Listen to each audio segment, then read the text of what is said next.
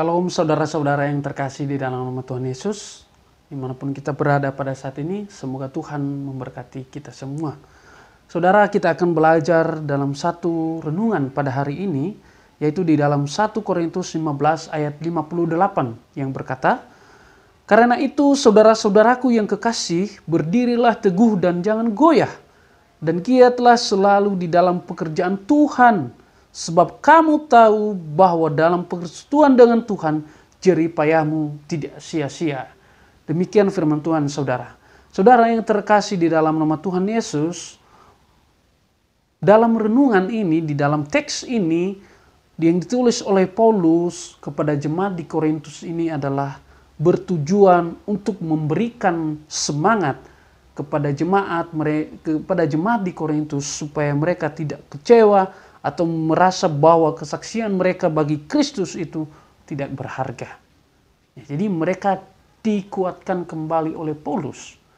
Diberikan semangat kembali oleh Paulus. Dan yang kedua, saudara, Paulus menulis ayat ini untuk meyakinkan jemaat di Korintus, meyakinkan mereka bahwa suatu hari kelak Tuhan itu akan datang kembali, saudara. Ya. Akan ada kedatangan Tuhan untuk menghakimi orang yang benar dan orang yang tidak benar di hadapan Tuhan. Saudara yang terkasih, ini juga disampaikan oleh Paulus kepada jemaat di Korintus. Karena pada saat itu ada beberapa jemaat di Korintus yang ikut di dalam upacara-upacara orang yang tidak mengenal Tuhan. Dan yang kedua, saudara, di jemaat di Korintus itu ada beberapa kehancuran moral, yaitu khususnya pelacuran. Dan yang ketiga, kenapa Paulus menyampaikan, tujuan Paulus menyampaikan ini, karena di sana ada guru-guru agama yang membuat perbedaan golongan, saudara. Padahal di dalam firman Tuhan bahwa dikatakan tidak ada lagi orang Yunani dan orang Yahudi. Di dalam surat-surat Paulus yang ditulis oleh Paulus sendiri, tidak ada lagi perbedaan, semuanya sama di dalam nama Tuhan. Tetapi di sini dikatakan adanya guru-guru agama. Ini guru-guru agama, saudara, yang membuat perbedaan-perbedaan golongan.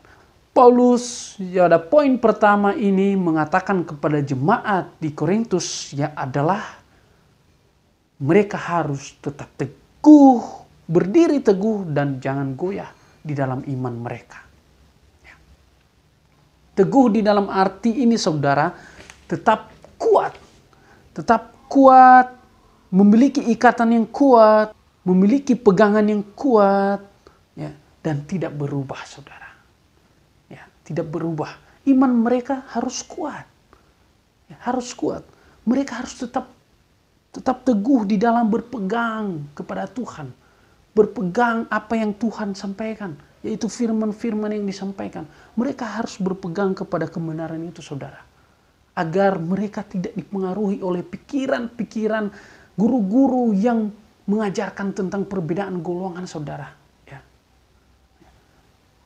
Paulus mengingatkan kepada jemaat supaya mereka itu kuat berpegang kepada iman mereka kepada Tuhan di dalam janji firman. Mereka harus tetap kuat, saudara, bahwa suatu kelak Tuhan itu akan datang, saudara. Disitulah dia melihat jemaat dan anak-anaknya yang sudah taat. Jadi harus tetap kuat, saudara. Sebelum Tuhan datang, kita harus memiliki iman yang benar-benar kuat. Supaya ketika Tuhan datang, kita tidak akan cemas. Kita tidak akan bimbang. Karena kita mempunyai pengharapan bahwa saya sudah kuat di dalam Tuhan. Dan kedua, saudara, kenapa mereka harus tetap teguh di dalam iman mereka? Supaya pikiran mereka itu tidak berubah, pendirian mereka untuk setia kepada Tuhan itu, kepada iman Tuhan Yesus Kristus, tidak berubah, saudara. Nah, inilah yang disampaikan oleh Paulus bahwa mereka harus tetap teguh di dalam Tuhan. Dan yang kedua saudara, yang disampaikan oleh Paulus di dalam ayat ini adalah dikatakan harus giat di dalam pekerjaan Tuhan. Harus giat di dalam pekerjaan Tuhan. Giat dalam arti apa saudara? Yaitu kita harus lebih rajin. Jemaat Korintus itu harus lebih rajin. Harus lebih bergairah dan bersemangat lagi. Ya, di dalam perbuatan-perbuatan mereka. Mereka harus mengimplementasikan atau melakukan firman Tuhan. Ya, bertindak sesuai dengan apa yang Tuhan firmankan. Dan mereka harus lebih aktif saudara. Ya, benar-benar harus aktif. Supaya apa saudara? Supaya mereka itu tidak terkontaminasi dengan pengajaran-pengajaran guru agama-agama tadi yang tidak benar. Supaya jemaat di sana tetap berusaha agar semakin bergairah dan bersemangat dalam pelayanan dan persekutuan dengan Tuhan. Itulah tujuan Paulus yang disampaikan kepada jemaat itu. Ya. Supaya mereka juga lebih aktif di dalam persekutuan dan kegiatan-kegiatan dan ibadah saudara. Ya. Dan supaya mereka lebih kuat, iman mereka lebih kuat kepada Tuhan. Agar mereka tidak dipengaruhi oleh pikiran-pikiran duniawi. Dan yang terakhir dalam ayat itu dikatakan, pembacaan kita, saudara, dikatakan, sebab kamu tahu bahwa persekutuan dengan Tuhan, jerih payahmu tidak sia-sia. Jadi ini saudara, kita harus benar-benar menanamkan dalam diri kita. Dikatakan jerih payahmu di dalam persekutuan dengan Tuhan tidak akan sia-sia. Sesuatu yang dikatakan dengan tidak sia-sia, saudara, artinya ada pengharapan yang benar-benar ada buat kita. Tidak sia-sia, berarti ada hasilnya saudara. Ya. Hasilnya apa? Yaitu kalau kita kuat di dalam iman kita, pada saat kita menghadap kepada Tuhan, kita akan mempertanggungjawabkan setiap perbuatan kita. Kalau kita sudah benar di hadapan Tuhan, disinilah berlaku bagi kita. Tidak sia-sia ini. Jadi kita akan memperoleh mahkota kemuliaan yang sudah disediakan bagi kita saudara. Lalu apa saudara yang menjadi aplikasinya buat kita pada saat ini di dalam renungan kita? Saudara, di sini dikatakan kita harus tetap teguh dan tidak goyah di dalam iman kita kepada Tuhan. Kita harus tetap mempunyai pikiran yang positif. Kita harus tetap mempunyai pengharapan di dalam Tuhan. Karena saudara dikatakan, jerih payahmu tidak akan sia-sia. Teguh di dalam iman kita saudara. Apalagi sekarang ini ibadah sementara tidak boleh di gereja. Persekutuan tidak boleh untuk sementara. Ibadah dilakukan secara online saudara. Jangan sampai saudara, iman kita itu semakin merosot ketika ada ibadah-ibadah yang dilakukan secara online ini. Kita harus lebih lagi saudara. Kalaupun di gereja mungkin tidak boleh saat ini, tapi kita harus tetap memberikan hati yang benar-benar untuk Tuhan, walaupun ibadah secara online. Ya. Jangan sampai saudara, oh tidak ada yang memperhatikan saya, nanti aja saya mengikuti ibadah online-nya. Nah kemarin saudara, ada hamba Tuhan yang menyampaikan bahwa kalau saudara tidak mengikuti ibadah secara online pada saat itu, mungkin di lain waktu saudara itu melihat kembali ibadah itu tidak pada saatnya. Itu artinya saudara itu hanya menonton acara ibadah, bukan lagi mengikuti ibadah, ya, hanya menonton saudara. Mungkin saudara sambil ngemil, sambil makan, sambil apalah. Mungkin pakaiannya asal-asal aja. Itu namanya saudara menonton. Bukan ibadah. Nah, jadi saudara, walaupun hanya ibadah secara online, tidak ada yang memperhatikan kita. Tidak ada penggembala yang memperhatikan kita.